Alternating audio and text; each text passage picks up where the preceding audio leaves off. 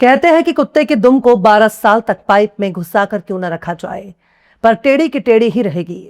इससे यही सबक मिलता है कि कुछ आदतें कुदरती होती हैं, मतलब इसमें इंसान का दखल नहीं होता, चाहे इसमें कितना ही छेड़छाड़ क्यों न किया जाए।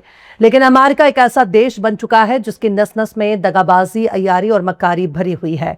और जब हम अमेरिका की बात करते हैं तो उसका मतलब सिर्फ एक जमीन का टुकड़ा नहीं है, ना ही इस मुल्क में रहने वाले लोग माने जाते हैं, बल्कि अमेरिका की पॉलिटिक्स, वहां के लीडर, वहां की फौज, वहां की ब्यूरोक्रेसी, वहां का इंतजामिया, चाहे वहां का सरकारी अमला ही क्यों ना हो, हर मामले में आपको निहायत करप्ट, बदउनवान और अय्यार नजर आएगा। ऐसा हम इसलिए कह रहे हैं क्योंकि अभी हाल ही में ईरान और अमेरिका के दरमियान सीज फायर हुआ है, लेकिन जिस दिन से सीज फायर हुआ उस दिन ईरान में धमाका होता है। धमाका किसने किया, क्यों किया, किस लिए किया, ये तमाम सवाल अब बेअसर हो चुके हैं, क्योंकि अमेरिका ही इस सीज फायर को तोड़ने पर तुला है। सलाम, नमस्ते, सत श्री अकाल। मैं हूं आपके साथ हर्षिता मिश्रा और आप देख रहे हैं टाइम्स मेल। एक तरफ ईरान और अमेरिका के दरमियान सीज फायर हुआ तो वहीं इजराइल ने लेबनान पर बड़े पैमाने पर हमला कर दिया। हमला इतना खतरनाक था कि 250 से ज्यादा लोग हलाक हो गए और तकरीबन 1200 से ज्यादा जख्मी बताए जा रहे हैं। इंसानी तारीख ने इंसानों पर बहुत से जुल्म देखे, लेकिन जब इंसानी हुकूक और इंसानियत का झंडा उठाने वालों के हाथ ही इंसानों के खून से सने हों तो इंसानी जान की कोई कीमत नहीं। तेल, गैस और कुदरती मादनियात को हासिल करने के लिए अमेरिका और इजराइल किसी को भी मार सकते हैं। अमेरिका और इजराइल से ईमानदारी की उम्मीद करना बेमानी है, क्योंकि ये एतबार मानने जाते हैं। तारीख बताने के लिए काफी है कि जिन लोगों ने दूसरों के घर, जमीन, मकान और खेत खलियान और इलाकों पर कब्जा करके अपना एम्पायर बनाया, अपनी सल्तनत बनाई, अपनी जमीर बनाई, दूसरों को अपना गुलाम बनाया, ऐसे लोग कभी भी भरोसे के लायक नहीं होते, क्योंकि इनका वजूद ही दगाबाजी, बेईमानी, धोखेबाजी और बर्बरियत की बुनियाद पर है। ये कभी भी दूसरों के साथ वफा नहीं कर सकते। ईरान भी इस वक्त फूक फूक कर कदम रख रहा है। उससे भी मालूम है कि जिसके साथ उसने सीज फायर का ऐलान किया है वो भरोसे के लायक नहीं। इजराइल कह रहा है कि भले ही अमेरिका और ईरान ने सीज फायर कर लिया हो, लेकिन वो इजराइल पर अपने हमले जारी रखेगा, वो इलाकाई हमले बंद नहीं करेगा। वहीं डोनाल्ड ट्रंप कह रहे हैं कि ईरान के पेश किए गए 10 शर्तों को हम नहीं मानेंगे, यानी ढाक के 3 पात। अब जंग का शोर सुनाई दे रहा है, आज नहीं तो कल होगी, चाहे 1 घंटे बाद हो जाए, चाहे रात में हो जाए, चाहे सुबह हो जाए, चाहे दोपहर में हो जाए, लेकिन जंग होगी और जंग रुकने वाली नहीं है। अमेरिका ने किसी बड़े हिकमत अमली की वजह से सीज फायर का रास्ता इख्तियार किया होगा, वरना उसकी मंशा में जंगबंदी नजर नहीं आ रही। अमेरिका तभी अपनी फौज को वापस करता है जब तक हुकूमत तब्दील ना हो जाए। ईरान की शर्तें बहुत सख्त हैं और बीते 40 दिनों से अमेरिका उसके खिलाफ जंग लड़ रहा था। जब उसकी कमर टूटने लगी तब उसने अपनी कठपुतली पाकिस्तान के जरिए जंग बंदी का रास्ता तैयार किया, लेकिन पाकिस्तान भी अमेरिका की ठगी का शिकार बन चुका है, क्योंकि अमेरिका भी कह रहा है कि सीज फायर में लेबनान जंग को शामिल नहीं किया गया था, जबकि यह जाहिर था कि लेबनान जंग भी इसमें शामिल था। लेकिन जब अमेरिका मानने को तैयार नहीं है तो इस सीज फायर का कोई मतलब नहीं रह गया। जंग होगी और जरूर होगी। पहले इजराइल ने शोर मचाना शुरू किया, फिर अमेरिका ने भी इजराइल के हाँ में हाँ मिलाना शुरू कर दिया, कहने लगा कि हाँ, सीज फायर डील में लेबनान का मुद्दा शामिल नहीं था।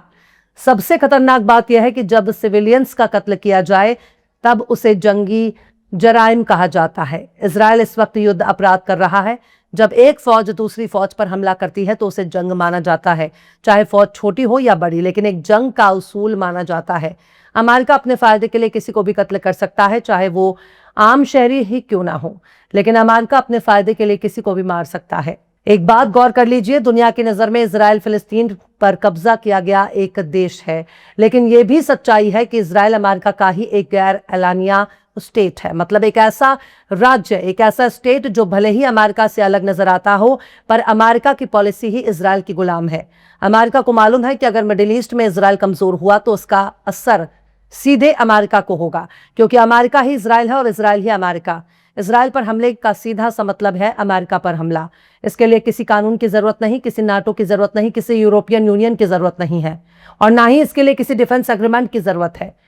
इजराइल नाम ही काफी है कि वो अमेरिका का एक स्टेट है, और उसे आंख दिखाने का मतलब सीधे अमेरिका से टक्कर लेना, चाहे हुकूमत में कोई भी सदर क्यों ना हो। इस नजरिए को कोई तब्दील नहीं कर सकता। अमेरिका का मतलब इजराइल है और इजराइल का मतलब ही अमेरिका है। कई एक्सपर्ट्स तो ये भी मानते हैं कि अमेरिका की चाबी इजराइल के हाथ में है, यानी अमेरिका को इजराइल के जरिए चलाया जाता है। और जितने भी 2 नंबर के काले धंधे वाले लोग हैं, जितने भी काले कारोबारी हैं, जितने भी गुंडे, बदमाश, माफिया, लुच्चे, लफंगे दुनिया भर में फैले हुए हैं, उनका एक ही गढ़ है और उसका नाम है इजराइल। अमेरिका 2 हफ्ते का सीजफायर का जिक्र कर रहा है, यानी 2 हफ्ते तक अमेरिका और ईरान एक दूसरे पर हमला नहीं करेंगे। लेकिन जब इस शर्त में लेबनान शामिल था और लेबनान पर हमले हो गए, तो फिर तेल लेने गया सीजफायर और तेल लेने गई शांति। अमेरिका का वादे पर भरोसा करना बेवकूफी होगी। बिल्ली से ही अगर दूध की रखवाली की उम्मीद की जाएगी तो दूध नहीं बचेगा, क्योंकि चोर से निगरानी की उम्मीद नहीं की जा सकती। उसका काम चोरी करना है, चोर चोरी ही करेगा। चोर के हाथ में तिजोरी की चाबी थमा देने से तिजोरी मजबूत नहीं मानी जाएगी, चोरी हो जाएगी आज नहीं तो कल। ईरान कह रहा है कि अमेरिका ने 3 शर्तें पहले ही तोड़ दी हैं। ईरान के पार्लियामेंट स्पीकर मोहम्मद बाकर गालिबाफ ने सीजफायर तोड़ने का इल्जाम लगाया है। उन्होंने कहा है कि समझौते की 3 शर्तें पहले ही टूट चुकी हैं। इस नाजुक सीजफायर को देखकर ईरान भी अलर्ट मोड पर है। उससे भी मालूम है कि ये जंगबंदी ज्यादा देर तक नहीं टिकने वाली। अगर इस बार सीजफायर टूटता है तो एक भी पड़ोसी मुल्क बीच बचाव में नहीं आएगा, चाहे वो खुद पाकिस्तान ही क्यों ना हो।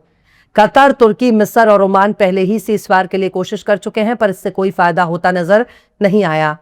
ले देकर पाकिस्तान ने रिस्क उठाया और अगर ये सीजफायर टूटता है तो सबसे ज्यादा इसी की बदनामी होगी, क्योंकि ईरान को सीजफायर की गारंटी देने में पूरी तरह से नाकाम माना जाएगा। इस सीजफायर में चीन का किरदार भी पर्दे के पीछे से नजर आ रहा है और पर सीजफायर टूटने की सूरत में चीन भी दूर से तमाशा देखेगा। सदर डोनाल्ड ट्रंप कह रहे हैं कि हमारी फौज में मिडिल ईस्ट मौजूद है, अलर्ट मोड पर है, जंग के लिए तैयार है।